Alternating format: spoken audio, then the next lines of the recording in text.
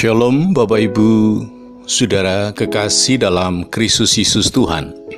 Seorang bapak selaku kepala keluarga sekaligus pelayan Tuhan di gereja memiliki pekerjaan dan usaha yang bagus diberkati Tuhan, karena beliau sungguh taat, tekun dalam doa, tekun dalam ibadah, dan berdisiplin melakukan firman Tuhan.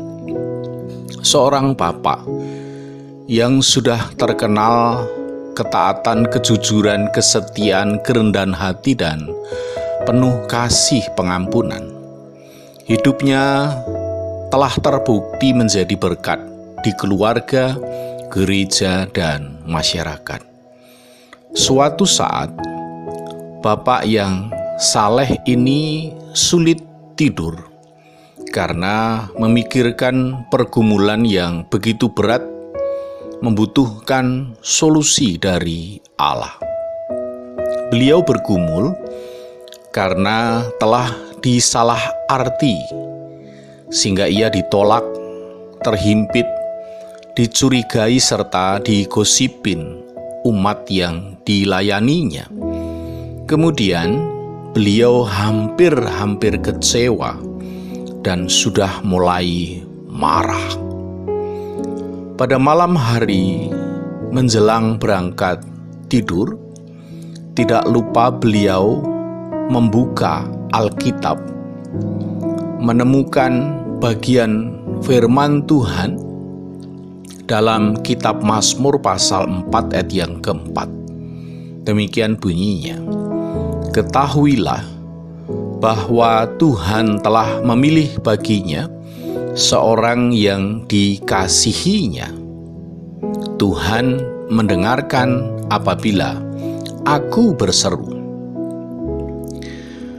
Bapak Ibu kekasih Kristus, di tengah dilema harus tegas menunjukkan otoritasnya atau dengan lembut memberi ruang pada umat dalam tanggung jawabnya untuk berproses. Beliau mendapatkan pernyataan firman Tuhan, seorang telah dipilih dan yang dikasihi Allah. Maka bapak yang saleh ini menemukan bahwa dirinya adalah orang yang telah dipilih dan dikasihi Allah di dalam Kristus. Maka semakin kuatlah keputusannya untuk menggunakan otoritas selaku umat pilihan Allah, menjatuhkan disiplin pada anggota keluarga dan jemaat. Beliau berniat akan tegur dengan keras umat yang menyimpang itu. Tetapi dalam ayat selanjutnya berbunyi, "Tuhan mendengarkan apabila aku berseru." Beliau berusaha memahami bahwa akhirnya dia menyimpulkan bahwa Daud tidak pernah memposisikan diri selaku orang yang diurapi Tuhan, tetapi Daud mengutamakan sifat diri yang berkenan pada Allah untuk mewujudkan kedamaian, ketentraman, dan keamanan. Seorang bapak yang memilih dengan pilihan yang tepat demi menjaga stabilitas keutuhan keluarga dan gereja, ia menghindari pertikaian, kerusuhan, dan perpecahan. Maka berdasarkan ayat ini, beliau telah memutuskan, bukan posisi diriku yang utama, bukan kehormatanku yang paling ujung, tetapi nilai sikap hati dan pikiranku yang berkenan lebih lagi kepada Allah, yang menimbulkan kehidupan aman dan tentram dalam tanggung jawab pelayananku. Bapak ini akhirnya berkata dalam hatinya, saya telah memutuskan, ya Tuhan, berdasarkan firman-Mu, saya tidak akan menggunakan kekuatan otoritas dan kuasaku, tetapi dengan kasih Allah, saya akan terus memberi kesempatan sesama umat untuk berproses. Bagiku, firman Tuhan ini menyatakan jenis orang yang pasti dijawab oleh Allah pada saat kesusahanku.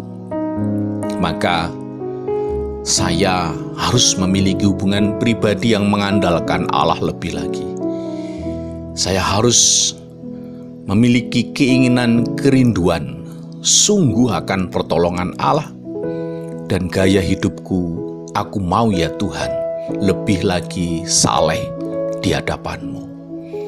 Seperti Daud demikian, seorang bapak yang taat mengutamakan kesalehan diri, sifat diri yang berkenan pada Allah, sehingga akhirnya dapat membawa kembali keluarga dan sesama yang memusuhi, menolak, dan menyimpang kembali ke jalan Tuhan. Puji Tuhan, haleluya. Bapak Ibu kekasih Kristus, dalam pergumulan masing-masing, Allah bukanlah harapan terakhir kita. Allah adalah satu-satunya harapan bagi kita yang memiliki sifat diri berkenan pada Allah. Pertanyaan bagi kita sekalian umat percaya, apakah kita fokus pada Allah dari awal pergumulan sampai menjadi berkat, bersama Allah menciptakan kehidupan aman dan tentram?